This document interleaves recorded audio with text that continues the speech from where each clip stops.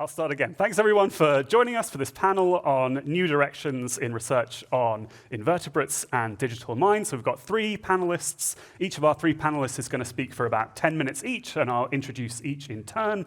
And then after that, we're going to move over to the Q&A, and please do keep in mind, you can submit any questions you'd like to put to our panelists through the Swapcard app. So our first speaker is going to be Jeff Sebo. Jeff is Associate Professor of Environmental Studies, Affiliated Professor of Bioethics, Medical Ethics, Philosophy and Law, Director of the Mind Ethics and Policy Program, Co-Director of the Wild Animal Welfare Program, and Deputy Director of the Center for Environmental and Animal Protection, all at New York University. He's also the author of Saving Animals, Saving Ourselves, and co-author of Chimpanzee Rights and Food, Animals, and the Environment. Let's welcome Jeff to the stage.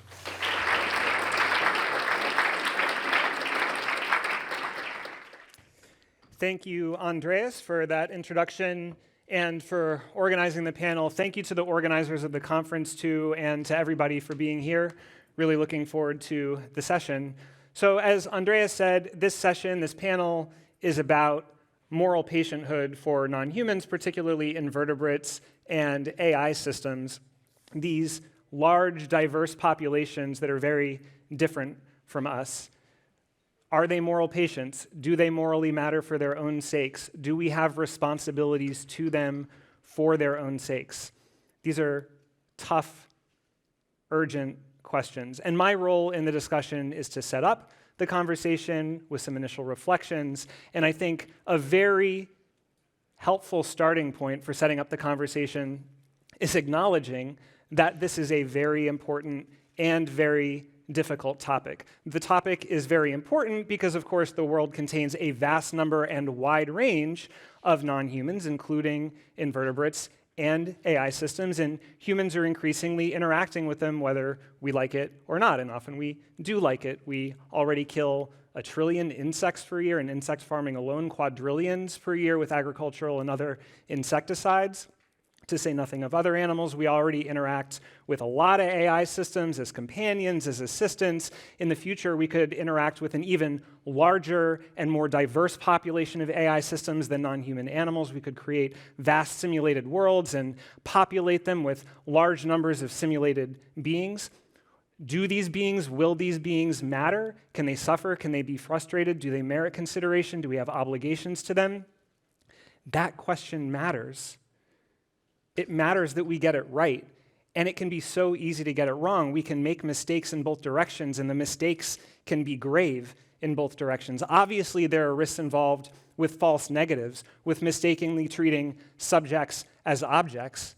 You objectify them, you instrumentalize them, you exploit them, you exterminate them. But there can also be mistakes involved with false positives, with mistakenly treating objects as subjects. It can lead you to prioritize objects over subjects unnecessarily, denying subjects of resources they may need, even harming them. And with AI, that risk could be quite high. It could mean giving rights to AI systems, liberty, autonomy, voting rights, and then imperiling ourselves as a result. So there are risks in both directions, and the stakes are high. And yet, this topic is very difficult as well because it exists at the intersection of some of the hardest problems in science and philosophy. We have moral uncertainty, we have scientific uncertainty, we have bias, we have ignorance. Think about the moral side. We have ongoing disagreement and uncertainty about what it takes to matter. Do you need to be sentient, capable of consciously experiencing happiness and suffering? Or is it enough to be conscious, subjectively aware, without the capacity for positive or negative states? Or is it sufficient to be agential, capable of setting and pursuing your own goals without being subjectively aware? And then consider the scientific side. We also have ongoing disagreement and uncertainty about what it takes to have each of those capacities. Suppose we agree that consciousness matters. Okay, what does it take to be conscious? Do you need a carbon-based brain with particular kinds of chemical and electrical signals?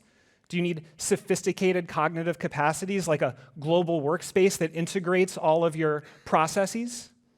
Or is it enough to have simpler cognitive functions like a basic ability to process information or represent objects?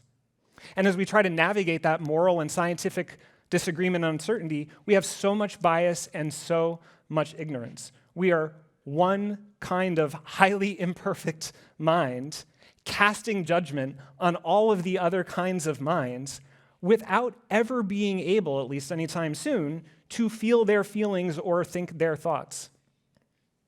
And we have a bad track record of getting it wrong in ways that are often convenient for us. And we have a tendency to anthropomorphize, to see non-humans as having human characteristics that on reflection they probably lack, as well as a tendency to anthropo-deny, to see non-humans as lacking human characteristics that on reflection they probably have, for all kinds of reasons. This is our predicament. This issue is important. We are interacting with them. We have to make decisions about how. And this issue is difficult. We have no earthly clue how to do this well. And so now we have to decide what to do. What are the first steps? So I think starting by acknowledging that this issue is both important and difficult is helpful because it points us in a potentially useful direction for doing valuable work. And where it points us is a direction that involves embracing importance, difficulty, disagreement, uncertainty, and caution and humility. And in particular, it pushes us to classify this as yet another example of decision-making under risk and uncertainty. And there we have some tools for making decisions under risk and uncertainty. It can be very hard, but we have tools for doing it. So why is driving drunk wrong? Well, for many reasons, but among them, not because it will definitely kill someone, not even because it will probably kill someone. It might have a quite low chance of killing someone, a 1 in 100 or 1 in 1,000 chance. But if driving drunk has a 1 in 100 or 1 in 1,000 chance of killing someone unnecessarily against their will, that at least merits consideration. It should at least be a factor in your decision. And maybe, in many situations, it can even be a decisive factor, reason enough to stay where you are, sober up, call a taxi, call a friend. Similarly, I suggest, why is it wrong to torture an insect for fun? Well, again, there are many reasons, but among them, not because the insect definitely matters, not even because the insect probably matters. The insect might have only a quite low chance of mattering, a 1 in 100 or 1 in 1,000 chance of mattering. But if there is a 1 in 100 or a 1 in 1,000 chance that this insect matters morally for their own sake, and you have obligations to treat them with respect and compassion, that at least merits consideration. It should at least be a factor in your decision. And again, in some situations, maybe many situations, it can be a decisive factor, reason enough to go read a book instead of torturing this potentially vulnerable being for fun. So notice the broad structural parallels here. In some cases, you might take there to be a 99% chance that someone matters and a 1% chance that your action will harm them. In another case, you might take there to be a 1% chance that someone matters and a 99% chance that your action will harm them if they do matter. But either way, the end result is the same, an approximately 1% chance that your action will harm someone who matters. That is a risk that merits consideration. And look, we can disagree about further details, like where to draw the line, how low can the risk get while still meriting consideration, and then how much weight should you give to low but non-negligible risks when you consider them in your decisions. We can disagree about that while still agreeing that at least a 1 in 100 or 1 in 1,000 chance of grave harm merits at least some consideration. And I think that helps to clarify that the question is not, do they matter, but rather, is there a reasonable, non-negligible chance that they matter given the evidence available to us? That is the bar for at least minimal considerability. And when that is the bar for at least minimal considerability, okay, now we can work with that. How can we work with that? Well, this is still very, very hard. But again, we have some tools, some idea about how to get started. Here is roughly one way of thinking about it. And the other speakers will explore some aspects in more detail. I can give you the lay of the land. You have to come up with a way of estimating at least rough probabilities of moral significance while integrating responses to the moral uncertainty and the scientific uncertainty. On the moral side, you have to ask, how likely are particular theories of moral standing to be correct? How likely is sentience to be necessary for moral standing? How likely is consciousness without sentience to be sufficient? How likely is agency without consciousness to be sufficient? And then on the empirical side, for each of those capacities, you also have to assign probabilities, estimate probabilities for different theories of what it takes to have that capacity. For example, for consciousness, how likely is a carbon-based brain to be necessary? How likely is a global workspace without a carbon-based brain to be sufficient? How likely is basic information processing or representations without a global workspace to be sufficient? And then you have to do tough, concrete, specific work. You have to come up with a set of observable, behavioral, or architectural markers or indicators of sentience or consciousness or agency, and then go look at a bunch of different kinds of animals and AI systems to assess the degree to which they seem to have or lack those observable features. And only then, having done this with millions of species of insects and potentially millions of kinds of future AI systems, can you estimate rough probabilities of moral significance? That is a lot of work. Are we going to do it well? I mean, our track record does not suggest that we should be confident that we will. But is it the best that we can do under the circumstances? Possibly, maybe, maybe not. It at least seems promising and tractable enough to be worthy of serious investigation, I would suggest. So as I said, the other speakers will say more about these issues in detail. So I want to close my opening remarks with a simple provocation, which is I think it will be difficult to avoid the conclusion that we should extend at least minimal moral consideration to a truly vast number and wide range of non-humans, including invertebrates like insects and advanced AI systems in the near future. And the reason is simple. If we are sufficiently cautious and humble about both values and facts, we should give at least some weight to permissive theories of moral standing or permissive theories of consciousness. I might think sentience is very likely required for moral standing. But if I take there to be at least a decent chance that agency without consciousness is enough, as maybe I should in the spirit of caution and humility, that already gives us one route for giving at least minimal consideration to lots of beings. Similarly, I might think that a global workspace is very likely to be required for consciousness. But if I take there to be at least a decent chance that basic information processing is enough, that again is another route towards at least minimal consideration for lots of beings. And I think when we look at our track record as a species, when we look at all the disagreement, when we look at how difficult these issues are, humility requires giving at least a little weight to those theories. And that already, before we even start looking at the indicators, makes me want to err on the side of significant moral circle expansion while acknowledging that many further questions remain. How much do they matter? In what ways do they matter? What do they owe them? What follows for our actions and policies? That all still needs to be assessed. But as a starting point, we can acknowledge perhaps that minimal considerability is warranted. Okay, thank you for listening.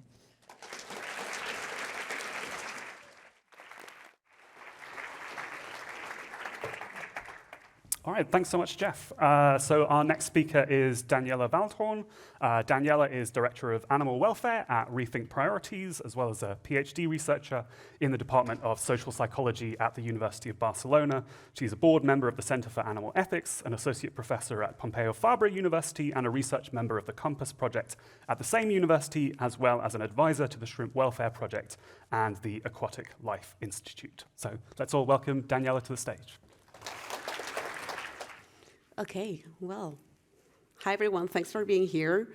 So today I will go quickly through some aspects, the empirical aspects of the questions that Jeff presented us just now. specifically about sentience in invertebrates. So as you may know, invertebrates are a very diverse group of animals, ranging from slugs to octopuses, honeybees, and other animals like snails or ants. So invertebrates is a very heterogeneous group, and there is very little that we can say about invertebrates in general, except for they don't have a backbone. So, which is why they're called invertebrates. So how do we approach the question of whether they're sentient or not? And moreover, this question becomes more important when we take into account that in terms of number of individuals, when we say animals, we're basically saying invertebrates, because they are 90-something% of all individuals, animals on Earth at the moment. However, from a moral perspective, if these animals are not sentient, or just a handful of them are sentient, these numbers may not be that relevant. What do we know so far? So I will go very quickly today through the evidence that we have for sentience in invertebrates, considering 3 large groups of invertebrates: cephalopods, decapod crustaceans, and insects.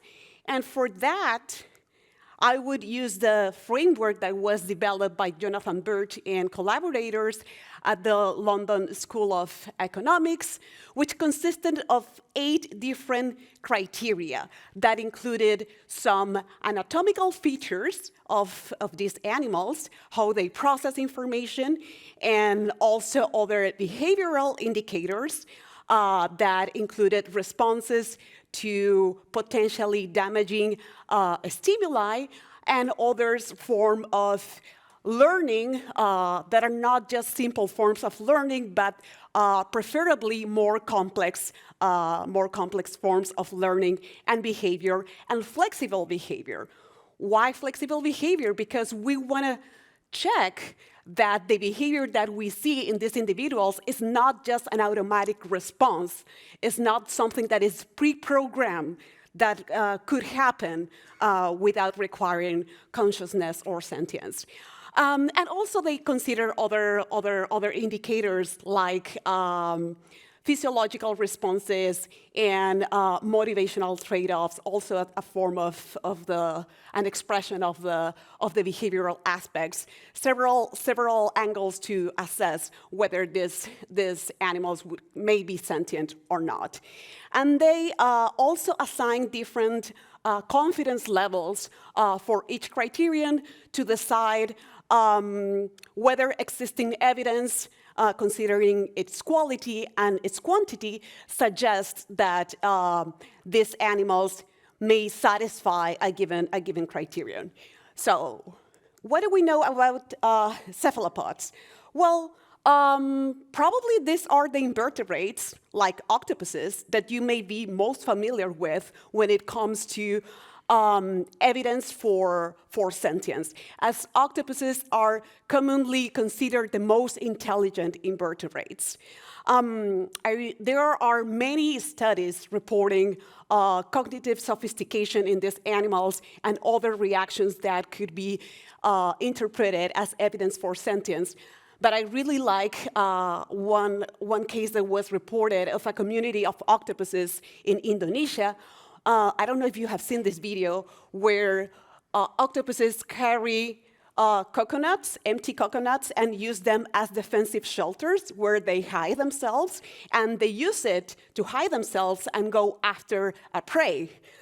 And interestingly, octopuses did not evolve with empty coconuts. So it's not part of their own evolution. In fact, they ran into these empty coconuts because local communities, humans, were throwing those coconuts to the sea, and octopuses were using them in a novel way. So this is very interesting as evidence of novel tool use that didn't expect to find in nature. So researchers have concluded with following Bert's work, that there's very strong evidence for sentience in these animals, particularly for octopuses. I will go very quickly to the next very large, important group, decapod crustaceans. This involves animals like shrimp, prawns, crabs, and lobsters.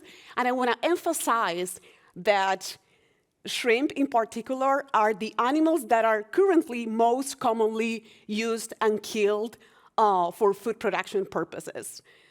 And we have some evidence for sentience in this group of individuals, mostly for larger crustaceans, that suggest behavioral plasticity and maybe some emotion-like states. There was an experiment with crayfish.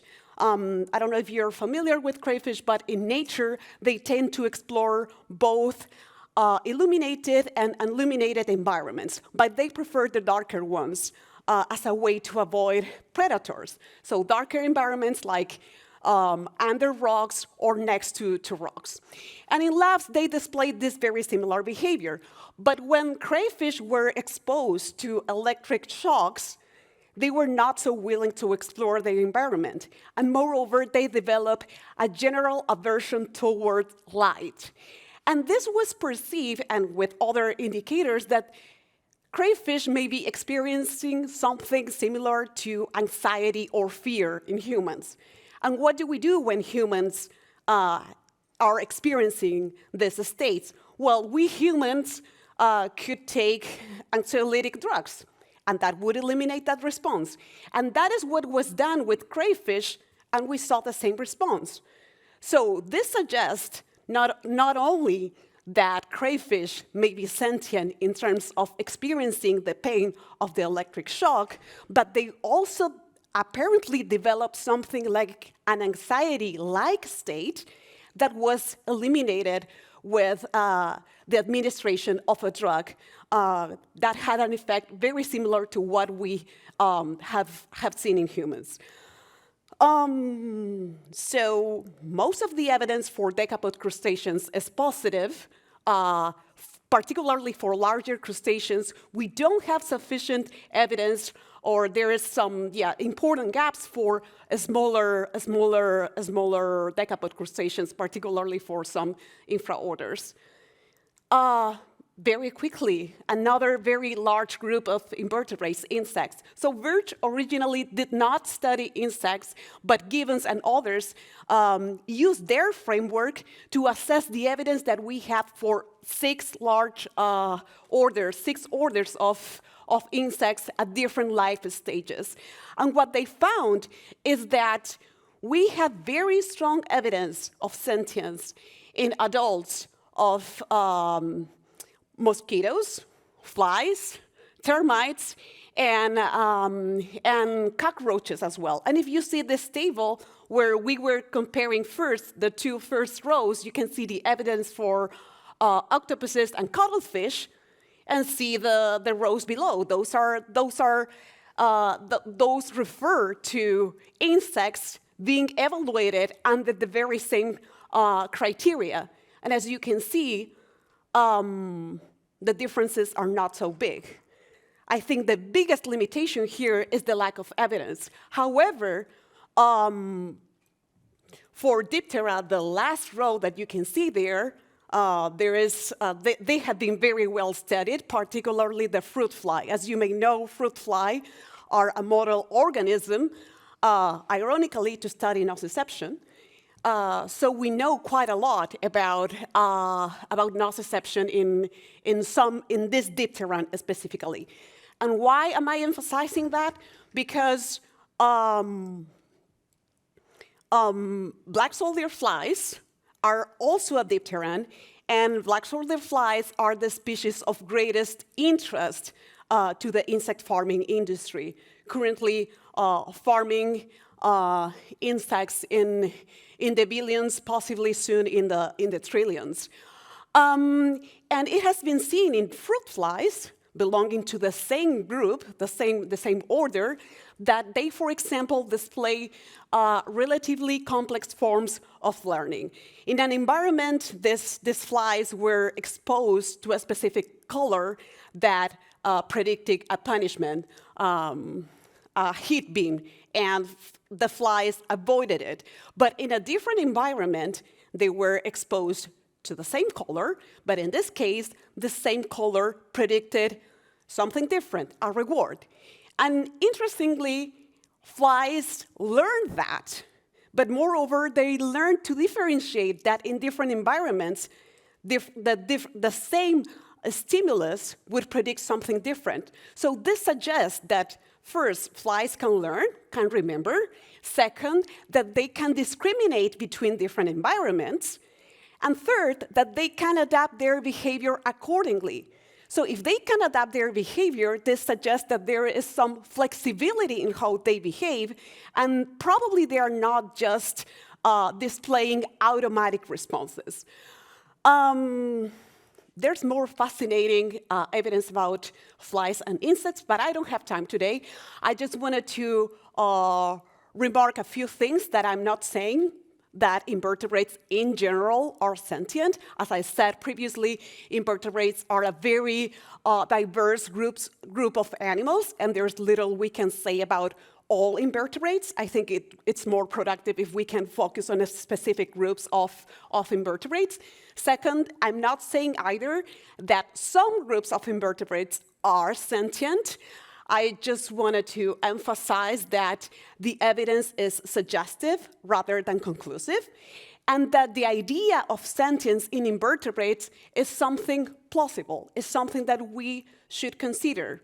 And I think that there is a non-negligible chance that some groups of invertebrates, like the 3 groups that we saw today, may be sentient. And when I say non-negligible chance, I'm giving this a likelihood of at least 1%, 1% likely that these animals may be sentient.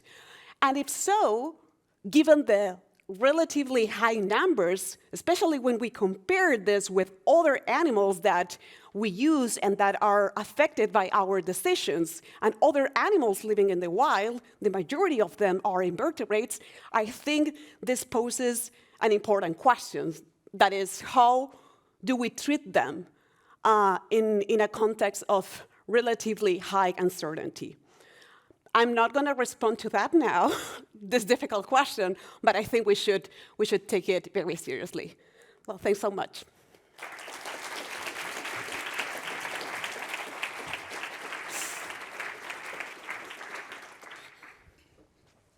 All right, thanks so much, Daniela. So our final speaker before we open things up for questions will be Patrick Butlin. Patrick is a philosopher of mind and cognitive science and my colleague at the Global Priorities Institute in Oxford, where he's a research fellow. He recently co-led a large interdisciplinary project based at Oxford's Future of Humanity Institute that involved putting together philosophers, neuroscientists, and AI researchers to assemble a widely discussed report on what we currently know about the capacity for phenomenal consciousness in AI systems that I think is going to serve as a touchstone for future work on this issue. Let's welcome Patrick to the stage.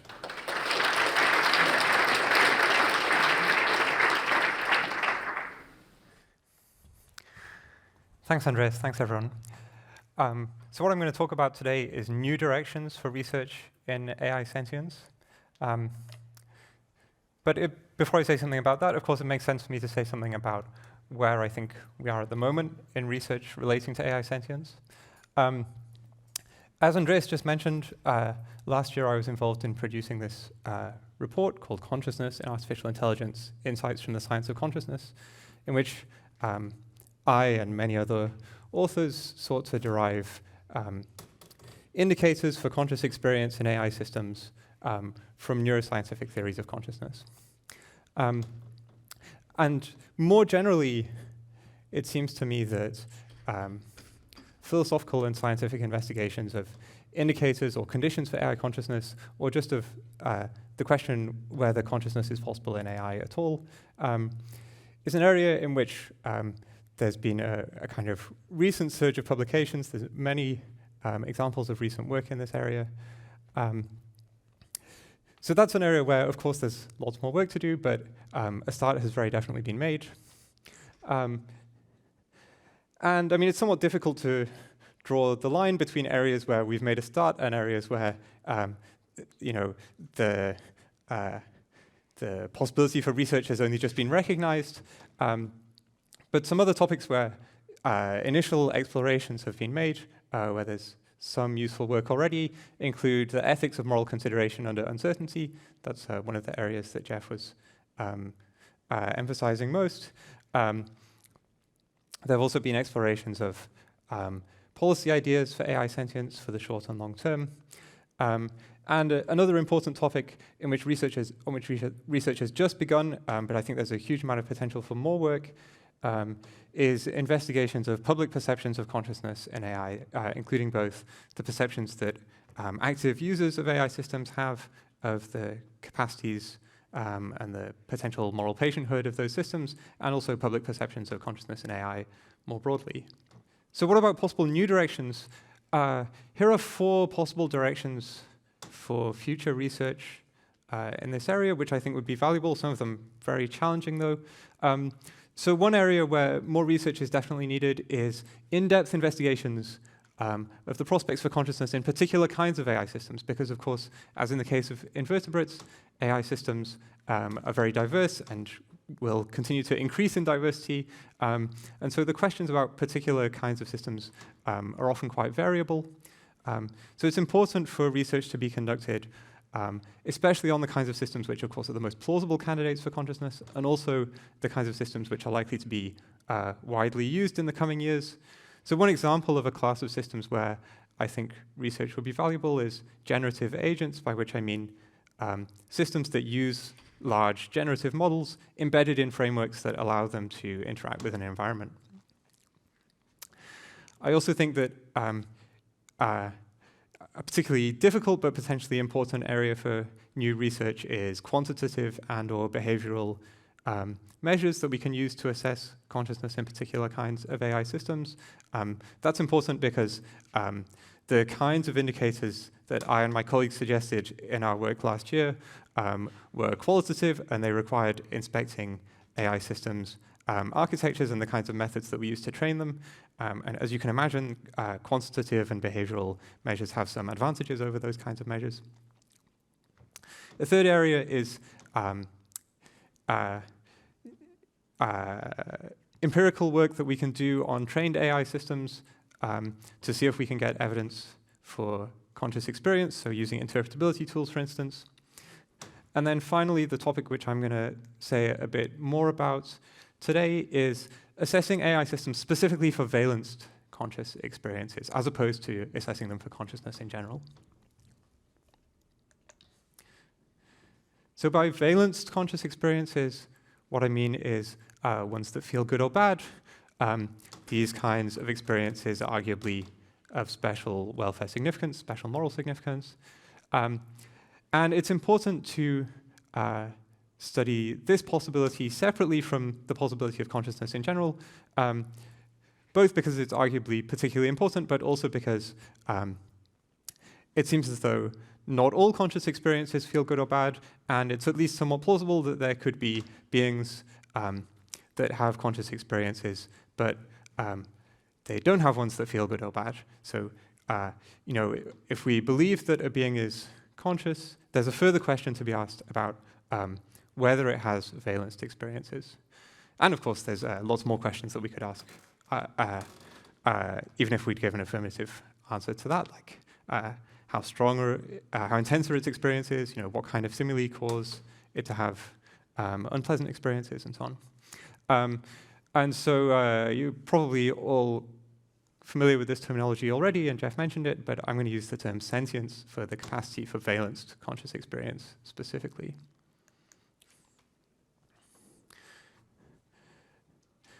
So, as I've mentioned, we've already been doing some work on methods for assessing AI systems for consciousness in general. So one question that arises is whether we could use the same broad methods for valenced conscious experiences, in particular, that we use for consciousness in general. And one problem with trying to import the same method is that there's no established science of valenced conscious experience, unfortunately for us. So when it comes to consciousness in general, this is a kind of established, admittedly somewhat controversial subdiscipline of neuroscience. You know, there are well-established professional conferences and journals, and there are theories that have been around for decades and have been refined and tested. When it comes to valenced conscious experience specifically, the situation is nothing like that. So there's an established science of emotion with journals and conferences and so on, and there's an established science of pain, but of course those phenomena are significantly narrower, more specific than valenced conscious experience generally, and also the science of emotion doesn't concentrate on what it is that explains why emotions feel good or bad. You know, that's just one of many kinds of questions that the science of emotion might consider. So we're in a position here where, in some ways, our conclusions have to be even more tentative than they are in the case of consciousness, because we don't have this existing scientific subdiscipline to appeal to. On the other hand, I think that point is kind of tempered by the fact that the kind of prior uncertainty about consciousness is greater than the prior uncertainty about valenced conscious experience specifically. But anyway, having said all that, there's also an important similarity between these cases, which is that in the case of consciousness in general, one of the reasons to take a indicator approach to assessing AI systems, that is, an approach where we look for several different features. We don't make any commitments about whether these features are necessary or sufficient, and we try to come up with some kind of probability of consciousness, where having more of the features means a higher probability, and having fewer of the features means a lower probability. That kind of method seems to make sense in the case of valenced conscious experience specifically as well, because there are various plausible proposals about what kinds of other features a system needs to have in order to have valenced conscious experiences. And so, rather than try to adjudicate between these proposals, it makes sense to just try to pin down the most plausible versions of them and say that a system's more likely to have valenced conscious experiences if it has more of these features, and it's less likely if it has less of these features. So what might indicators for valenced conscious experience look like? Well, a kind of general background assumption here is that what determines the character of particular conscious experiences is something like the functional role that they play in the minds of the creatures that are having those experiences. So the question that we can think about in trying to identify indicators for valenced conscious experience is, what's the functional role that valenced conscious experiences play in our minds or in the minds of animals? And what I want to emphasize is that although the kind of candidates are similar in some respects, there are also multiple candidates here. So here's three kind of classes of functions that valenced conscious experiences might play in our minds and in the minds of other animals. One is immediate motivation. So, sometimes we kind of evaluate what's going on in the environment right now, and this causes us to increase our engagement with particular objects in the environment, say, or to disengage from them, moving away. So you might think that this rat eating a piece of cheese is having a pleasant conscious experience, and that's motivating it to carry on eating the piece of cheese. So that's the kind of effect that I'm thinking of with this first class.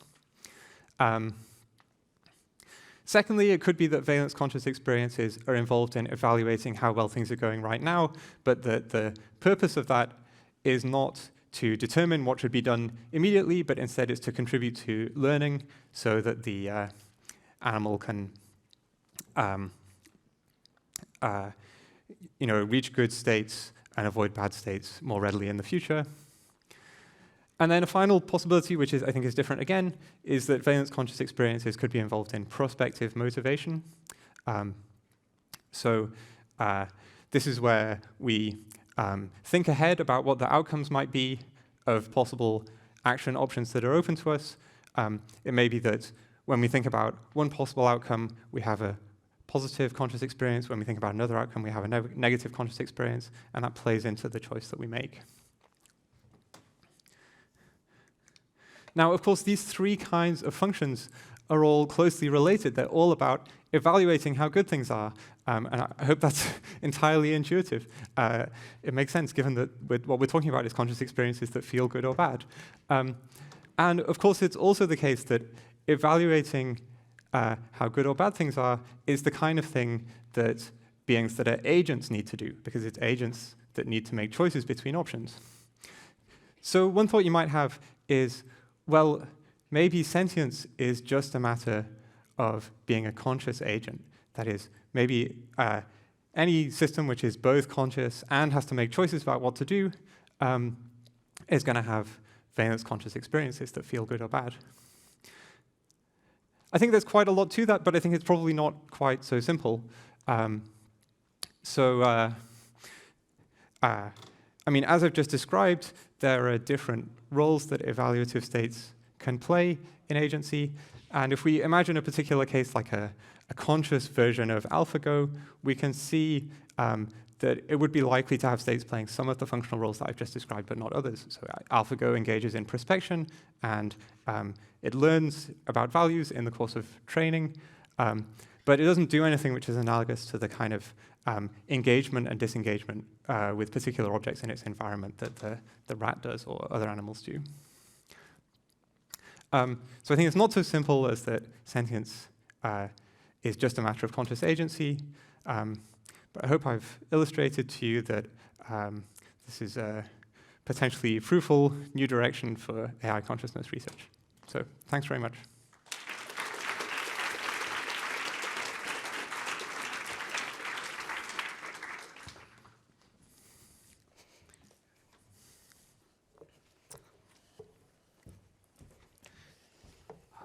I'll go on the end. All right, so we'll now move on to the Q&A. Please remember you'll need to submit any questions you'd like to put to our panelists through the Swap Card app, and I'll select a mixture of prepared and audience-submitted questions. And we don't have all that much time, but don't worry if your question doesn't get asked, because we'll also have office hours that are scheduled immediately after this in Aurora 16. So you'll also have a chance to speak with the panelists and me if you'd like to talk to me as part of that. I think we'll start with some questions. I think I'll put a sort of question to Jeff in particular. So as you noted, the kind of issues that we've discussed here are really sort of clouded in a great deal of uncertainty.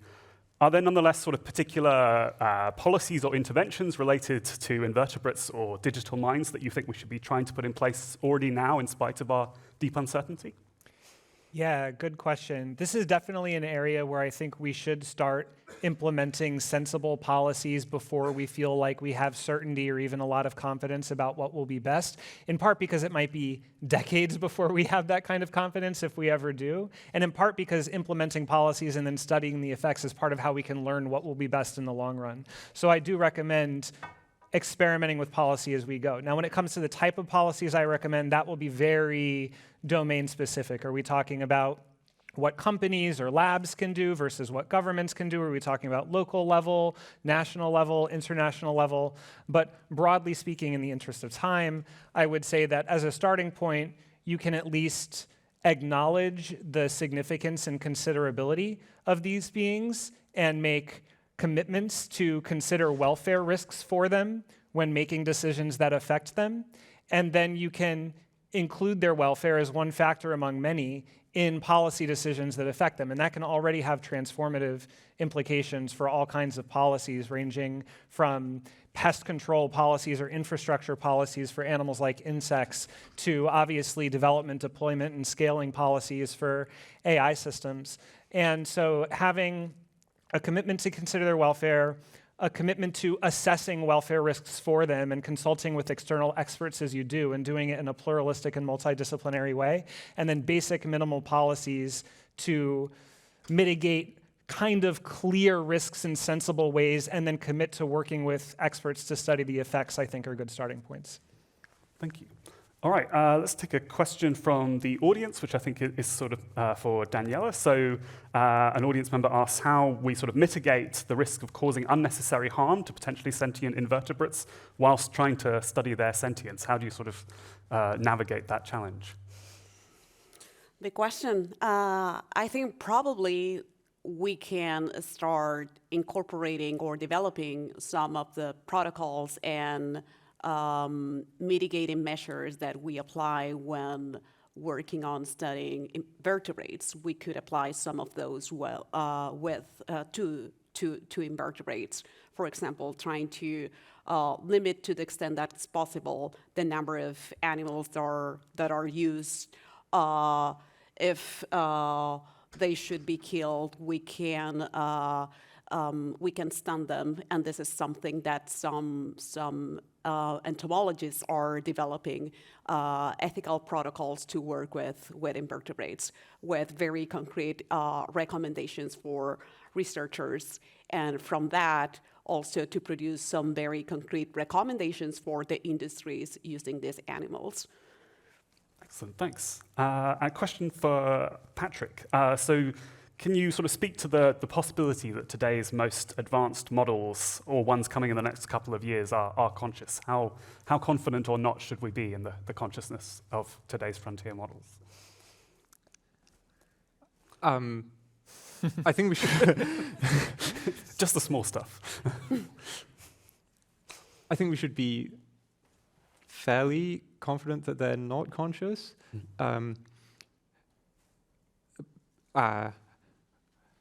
Well, I mean, one thing to say is that it's important to distinguish between models and systems. So, you know, the question isn't just,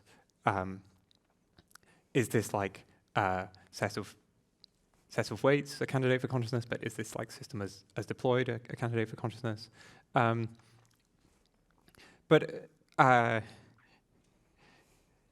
Yeah, I mean, I can only reiterate actually what I just said, which is that it's important to conduct in-depth investigations of the possibility of consciousness in particular systems or particular classes of systems, because although, you know, we might have a framework in mind for assessing consciousness, which, like a list of indicator properties, for instance,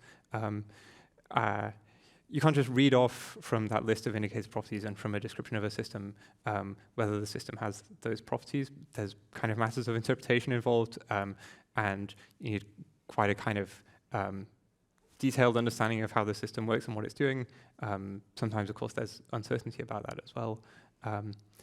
So yeah, I mean, I kind of generally approach these things from a position of skepticism, but yeah, I feel like it's all like the you know, the whole value in this enterprise that we're talking about is like we should be motivated to kind of ask probing questions about particular cases. All right, excellent. If people wanted to get involved with research in this area, this will just be a sort of a question for each of you. Maybe it's best if, Jeff, you go first, and then Daniela, and then Patrick. So if people, wanted to get involved with research in this area, what would you recommend that they do? Are there any particular skills or backgrounds that you think would be especially desirable on the current margin? So I can say a general thing and then a specific thing in response to that question. The general thing is that one of the daunting but also exciting features of this emerging field is that there are so many important and difficult questions that really require collaborative, multidisciplinary work at a pretty large scale, and that means that there are a lot of opportunities to get involved. We need work in the humanities for people to clarify concepts like sentience and consciousness and agency, and then evaluate their moral and legal and political significance. We need work in the social sciences people studying attitudes towards animals and AI systems and legal and political systems so that we can figure out how to affect change. We need work in the natural sciences to study cognition and behavior. We even need work in the arts to figure out how to tell compelling stories that can change hearts and minds. So there is a lot of need in a lot of fields, and that means that there are a lot of avenues for getting involved depending on what your strengths and limitations and background and interests and aspirations and area of personal fit are. And then the specific thing I can say is that there is an emerging infrastructure. We need more, but there is an emerging infrastructure. Andreas is doing valuable work on this topic at the Global Priorities Institute at Oxford. I run the Mind Ethics and Policy program, which as of yesterday is endowed as the Center for Mind Ethics and Policy at New York University, and we study what animals and AI systems are like and whether they matter and how much they matter and what they want and need and what follows for our actions and policies, and we want to collaborate with people. Other people are doing valuable work both at academic institutions and at non-academic institutions. So there are people you can connect with and work with, and we encourage you to reach out to us. And then there are new academic programs and non-academic programs that also need to be started. And so we encourage you to consider that as well as to consider building bridges, not only between researchers, but also between researchers and change makers like companies, labs, and governments. So lots of opportunity. And yeah, Daniela, what would you recommend if people are interested in sentience and invertebrates? Well, Jeff just gave a very comprehensive response. I will only add that I think at the moment we are facing a historical opportunity where, because new industries are emerging, particularly the insect industry for farming animals at a big scale. And at this moment, we have the possibility of influencing how this industry is being shaped.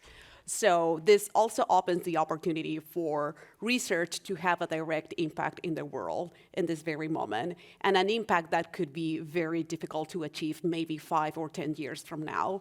And I think that is a compelling case for others interested in tackling these issues, not just from a research perspective, but trying to implement and make research to deliver an impact in the real world. I think we have an important opportunity at this moment, and how we act on this could be also a very exciting learning opportunity for how we can shape the future for other non-sentient, for other non-human sentient individuals. Excellent, thanks. And finally, yeah, Patrick, if people are especially interested in digital minds and digital sentience, what would you recommend they do?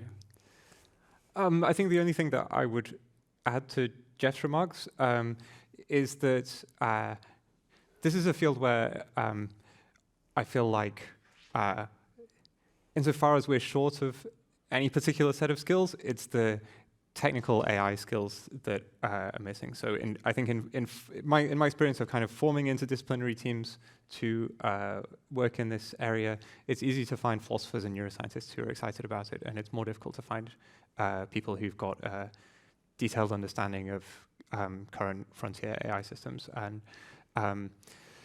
And so, you know, I think the kind of more empirical methods for studying the assessment of consciousness in AI systems, it's like very difficult to see how to make progress. But I think in order to begin to make progress in those important areas, we're really going to need help from technical experts. All right, excellent. So we're basically at time. Just a reminder that, yeah, there are lots of questions on the swap card up that unfortunately we didn't get around to, but you do have a chance to speak further with all our panelists because we're doing office hours, which will be starting more or less immediately in Aurora 16. So I hope to see many of you there. But let's wrap up by thanking all of our speakers. Thanks, everybody.